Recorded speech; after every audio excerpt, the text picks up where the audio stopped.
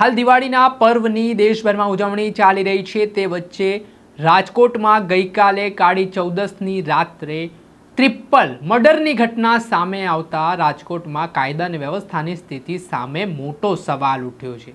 જેવી રીતે વાહન અથડાવા જેવી સામાન્ય બાબતોમાં બોલાચાલી થઈ અને વાત છે તે મારામારી સુધી પહોંચી, જ્યાં છરીઓ એકબીજાને મારવામાં આવી ને આ ઘટનામાં 3 લોકોના મૃત્યુ નિપજ્યા છે।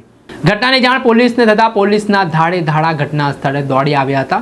હવે સમગ્ર વિવાદની જે વાત છે તેમાં કહેવાય રહ્યું છે કે રાજકોટના આંબેડકર નગર વિસ્તારમાં આ એક સાથે 3 હત્યાનો બનાવ બન્યો છે, જેમાં કાળી ચૌદશની મધરાત્રિનો આ બનાવ છે, જેમાં જે વ્યક્તિ છે વિજય વસરામભાઈ પરમાર અને તેમના ભાઈ સુરેશ વસરામભાઈ પરમાર, તેઓ ગાડી ઉપર જઈ રહ્યા હતા અને કોઈ વાહન ચાલક સાથે તેમનું વાહન અથડાયું ને આના જ કારણે બોલાચાલી થઈ, જેમાં આરોપી છે તે કંઈક ઉશ્કેરાઈ ગયો અને આ જે બંને ભાઈ છે વિજય વસરામભાઈ પરમાર અને સુરેશ વસરામભાઈ પરમાર, તેમના પર છરી વડે જીવલેણ હુમલો કરી દીધો। આ ઘટનામાં બંને ભાઈઓ જમીન પર ઢળી પડ્યા। લોહીલુહાણ હાલતમાં તેમને તાત્કાલિક સારવાર માટે રાજકોટની સરકારી સિવિલ હોસ્પિટલ ખસેડવામાં આવી, જ્યાં ફરજ પરના તબીબે તેમને મૃત જાહેર કર્યો હતો।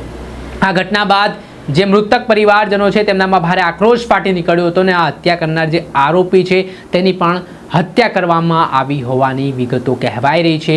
આ ઘટનાની જાણ સ્થાનિક પોલીસ તથા સ્થાનિક પોલીસની ટીમ પણ ઘટના સ્થળે દોડી આવી હતી અને આ સમગ્ર ઘટનાને લઈને પોલીસે તપાસના ધમધમાટની શરૂઆત કરી હતી, જેમાં આ હત્યા કરનાર આરોપી અને આરોપીની પોતાની હત્યા થઈ હોવાની વિગતો કહેવાઈ રહી છે। આ મામલે શું કહી રહ્યા છે સ્થાનિક એસીપી, તેમને સાંભળો।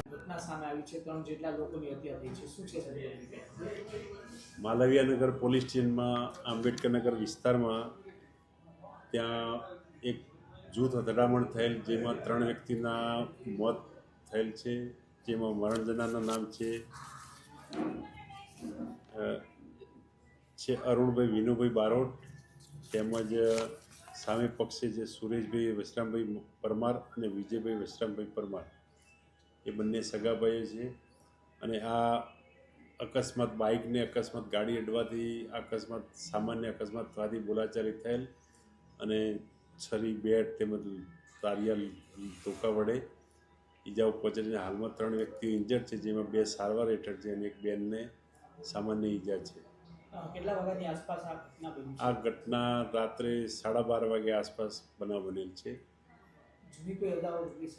ના, હજી હાલમાં એ તપાસ બધી ચાલુ છે, ફરિયાદ વિગતવારની લેવાઈ જાય પછી ખ્યાલ આવશે। ઈજા પામનાર બંને વ્યક્તિઓને હાલ એક્સરેની અંદર છે, ત્યારબાદ ખબર પડશે કે કઈ બાબતમાં આ જૂથ અથડામણ થયેલ।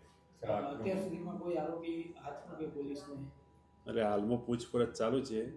આરોપી જે કોઈ નામ મળ્યા નથી, પણ જે વ્યક્તિ ત્યાં હાજર હતા એમના પૂછપરછ ચાલુ છે, એના આધારે આરોપીઓ કોણ હતા એ ફલિત થશે। ના, એમાં ત્યાં છોડાવાળા હતા અને બીજા મારવાવાળા હતા, અને એમાં જે પણ હશે મારવાવાળા અને છોડાવાળા તો સીસીટીવીના આધારે ખ્યાલ આવી જશે। એ સીસીટીવી પૂરેપૂરું કવરેજ નહીં મળતું ત્યાં જે કારખાનો છે એનો, તેમ છતાં પોલીસ શક્ય છે એટલા પૂછપરછ કરી અને જે આરોપી છે એને પકડી લેશે।